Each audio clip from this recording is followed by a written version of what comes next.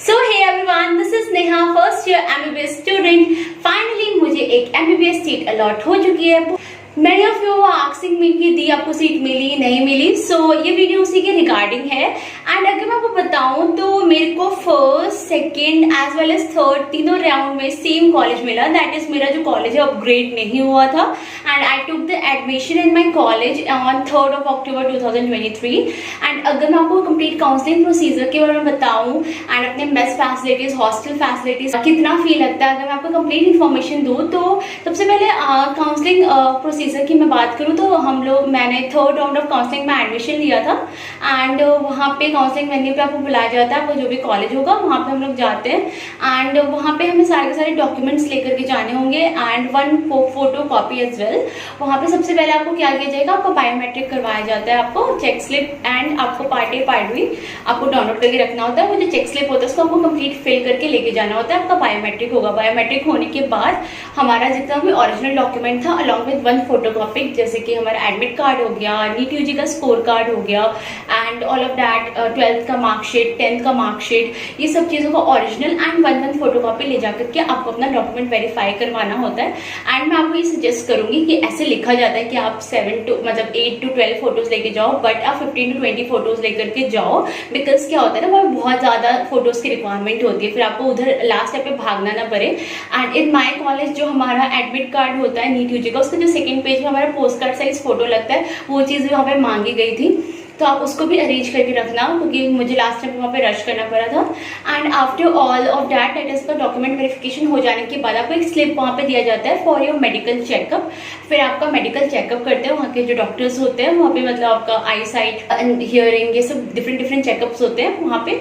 उसके बाद आपको ये सब चीज़ें जब हो जाती है, उसके बाद हमसे online admission fee and tuition fee online हमसे पेमेंट करवाया गया था. और जो admission fee and tuition fee online जो पेमेंट करवाया गया था प्रिंसिपल ऑफ आवर कॉलेज को, वो था 10,000 के अराउंड. ओके, ये पेमेंट करने के बाद हम लोग को ले जाया गया हमारे प्रिंसिपल के पास अलॉन्ग विद आवर गार्जियन. वहाँ पे हमारा फोटो लिया गया एंड फिर हमें फर्दर आगे प्रोसेस के लिए भेजा गया था.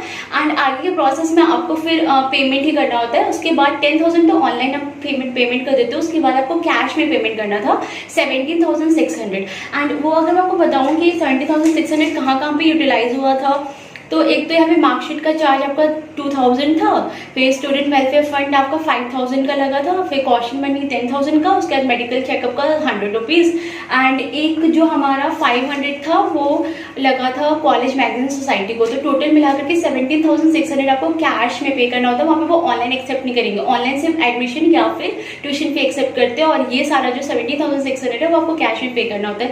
पहले बिहार में जो एडमिशन होते थे उसमें कम पैसे लगते थे, बट इस साल जो फी है वो बढ़ा दिया गया है. तो दिस इज ऑल अबाउट जो हमारा यहाँ पे लगा. उसके बाद फिर ये सब करते करते अराउंड 8 PM हो गया था, मतलब रात हो गई थी, क्योंकि बहुत ज़्यादा टाइम लगाते हैं सब प्रोसेसेस में. तो जिस दिन आपका एडमिशन होगा उस दिन आपको बिल्कुल रेडी रहना है कि आपको सुबह से लेकर के शाम तक वहीं पे रहना है. फिर टोटल 8 PM हो गया था. Then I return my home and फिर नेक्स्ट डे मुझे हॉस्टल को देखने आना था. तो हॉस्टल के लिए आपको वार्डन से बात करना पड़ता है. फिर मैंने वार्डन से बात की एंड देयर हॉस्टल का जो चार्ज है वो अराउंड 13,200 के अबाउट है. ठीक है, ये हमारे हॉस्टल का चार्ज था. मेस चार्जेस आपको अलग से देने होंगे एंड जिस दिन आप खाते हो उस दिन का आपको चार्ज लगेगा, जिस दिन आप नहीं खाते उस दिन का नहीं लगेगा. वेज का अलग, नॉन वेज का अलग लगता है.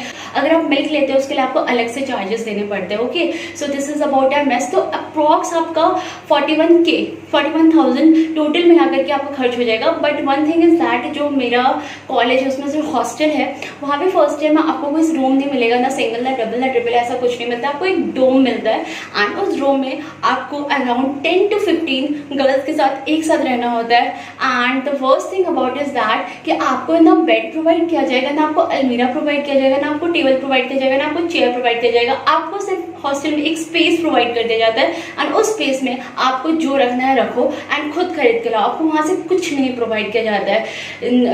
हमें फोल्डिंग्स खरीदनी पड़ी, वी हैव टू, जो भी मुझे चाहिए वो मुझे खुद लाना पड़ेगा. इवन वो बेड भी नहीं प्रोवाइड करते, बस वो एक स्पेस और एक फैन प्रोवाइड कर देते हैं. फोल्डिंग्स, टेबल चेयर आपको खुद ही बाय करना पड़ेगा। सो this is all about my total जो भी मेरे को एडमिशन के टाइम पे क्या क्या चीज़ें करनी पड़ी, क्या क्या हॉस्टल है एंड कैसे कैसे है। तो अराउंड आपको 41 to 42 के लग जाता है, पहले बहुत कम लगता था, इस साल से फी रेज हो गई है।